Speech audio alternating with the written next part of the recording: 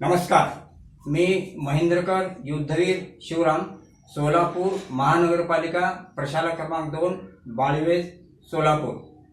इयत्ता 10वी, विज्ञान, विभाग 2, पाठ 7वा, ओळख सूक्ष्म जीवशास्त्राची।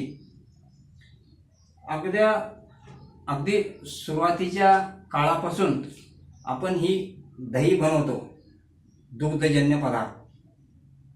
दही, लोणी, तूप ह्यालाच प्रोबायोटिक पदार्थ सुद्धा म्हणतात। त्यानंतर भाकरी चपाती बनवतो, त्यावर आपण धिरड्या इडली सुद्धा करतो आणि पाव निर्मिती करतो। त्याच्यामध्ये परत सूक्ष्म जैविक विकरे आणि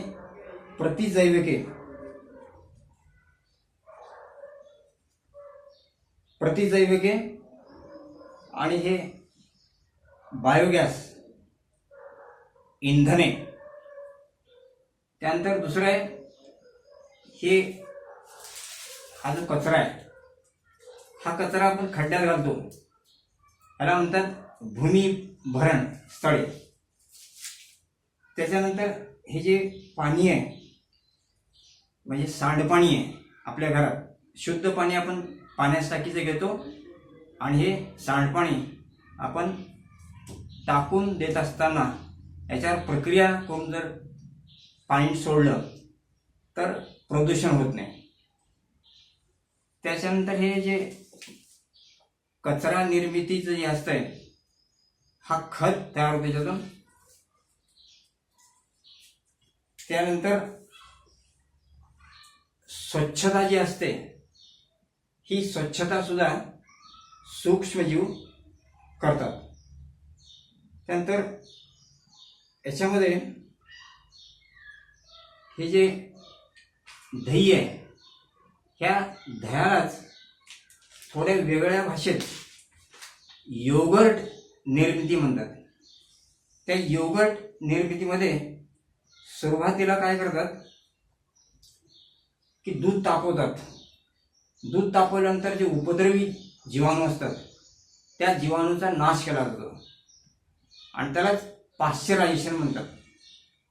ह्या दह्यामध्ये आपण जे नियमित काही प्रथिने असतात तेच वापरतो आपण, पण योगर्ट करत असताना काय व्यावसायिक दृष्ट्या करत असताना त्याच्यामध्ये दूध पावडर सुद्धा टाकतात, त्यामुळे त्याची पौष्टिकता वाढते। त्याच्यामध्ये लॅक्टोबॅसिलाई डेली ब्रुकी नावाचे जे जीवाणूचे प्रकार आहेत, ते जीवाणूचे प्रकार सुद्धा त्याच्यामध्ये टाकतात आणि स्ट्रेप्टोकॉकस थर्मोफिलिस आणि लॅक्टोबॅसिलाई डेली ब्रुकी। ह्या स्ट्रेप्टोकॉकस थर्मोफिलिस, थर्मा म्हणजे उष्णता, थर्मोफिलिस उष्णता होते, त्या उष्णते आवडणारे जीवाणू, हे जीवाणू काय करतात, त्या दुधामधल्या प्रथिनाला आळवतात, आंबटपणा येतो। त्यानंतर हे लॅक्टोबॅसिलाई जसं अल्डिहाइड संयुग असतात, ते अल्डिहाइड सारखे संयुग तयार करतात आणि त्याला एक सुगंधितपणा देतात। त्यानंतर दुसरं आहे लोणी। ते लोणी सुद्धा ह्या दह्यापासून आपण करतो, पण इथे एक कल्चर्ड लोणीचा विशेष आपण वापर करतो। त्यानंतर चीज निर्मिती आहे।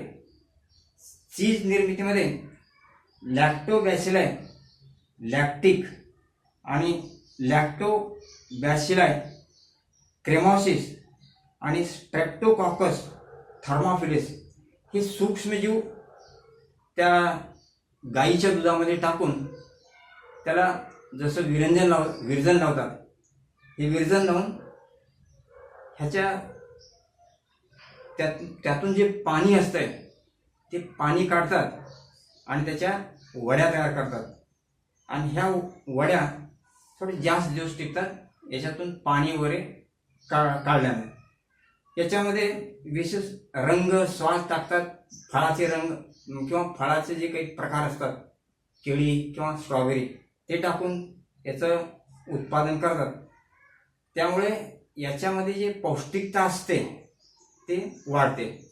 आता प्रोबायोटिक्स म्हणजे काय बघा, ह्या घरामध्ये काही जिवंत म्हणजे क्रियाशील जीवाणू असतात. ते क्रियाशील जीवाणूमुळे आपण समजा अँटीबायोटिक घेतलं, अँटीबायोटिक घेतल्यानंतर ते मधले जीवाणू असतात ते मरतात. मग त्याला पुन्हा क्रियाशील करण्यासाठी प्रोबायोटिक्स जर आपण असं घेतलं तर आतल्या आतड्यातले जे जीवाणू असतात ते वाढते बसतात. त्यामुळे अन्न पचनाचा जो त्रास असतो तो त्रास कमी होतो आपल्याला. म्हणजे याचा फायदा की अन्न पचनाची जी व्याधी असतात त्या कमी होण्यात निश्चित मदत होते. म्हणजे उत्पादने जीवाणू, आता मोठे प्राणी काय करतात, दूध देतात, शेणापासून बायोगॅस करतो. तो बायोगॅस करण्यासाठी काय करतो आपण, जीवाणूचा वापर करतो. तसंच दुधापासून काय करतो, दही, लोणी असे काही घटक टिकवतो आपण त्याला. त्यानंतर दुसरा एक भाग आहे व्हिनेगर. ॲसिटिक ॲसिड जे असते, ॲसिटिक ॲसिडचं 4% द्रावण घेणं म्हणजे व्हिनेगर. याच्यासाठी पहिल्यांदा वेगवेगळ्या फळं काय करतात, त्याचं फर्मेंटेशन करतात. फर्मेंटेशन करून त्याचं अल्कोहोलमध्ये रूपांतर केलं जातं आणि त्याच्यामध्ये सेरेबेसी नावाचं जीवाणू, विषाणूच्या ऐवजी कवक टाकतात, सेरेबेसी. त्यामुळे इथेनॉल हे कार्बनी संयुग तयार होते आणि त्या कार्बनी संयुगामध्ये परत ॲसिटोबॅक्टर प्रजाती आणि ग्लुकोनिबॅक्टर हे जीवाणू मिश्रण टाकतात आणि त्यामुळं सूक्ष्मजैविक विघटन केलं जातं. सूक्ष्मजैविक विघटनातून ॲस्पेरजिलस हे काही कवक किंवा त्याचं फर्मेंटेशन झाल्यानंतर ॲसिटिक आम्ल तयार होते. ॲसिटिक आम्लाचं 4% द्रावण घेतलं तर त्याला म्हणतात व्हिनेगर. त्यानंतर पेय निर्मिती आहे. पेय निर्मितीमध्ये द्राक्षे किंवा सफरचंद याच्यापासून पेय निर्मिती करतात. त्या पेय निर्मितीमध्ये द्राक्षाचं सुद्धा फर्मेंटेशन केलं जाते, सायक्रोमॅयसिस सेरेबेसी. आणि दुसरं प्रकार म्हणजे सायक्रोमॅयसिस सेरेबेसी याचे किण्वनातून रसाची किण्वन करणे, त्याच्यातून वाईन आणि शिडा, द्राक्षापासून वाईन मिळते आणि सफरचंदापासून शिडा हे 2 घटक मिळवतात. सूक्ष्मजैविक विकरे, आपण काय करतो, रासायनिक अभिक्रिया लवकर होण्यासाठी आपण रासायनिक उत्प्रेरक टाकतो. ते उत्प्रेरक न टाकता सूक्ष्मजैविक विकरे जर टाकलं तर खर्च आपला कमी होतो. विशेष प्रकारचे भांडे जे लागतात ते भांडे घ्यायची गरज पडत नाही. यामुळे आपलं आर्थिक जे त्रास बचत होते. यामुळे सूक्ष्मजीव विकरे करतात. त्यामुळे हे पर्यावरण स्नेही असतात. त्यानंतर डिटर्जंटमध्ये सुद्धा विकरे मिसळतात. त्यामुळे मळ काढण्याची प्रक्रिया जलद होते. धन्यवाद व्हिडिओ पाहिला.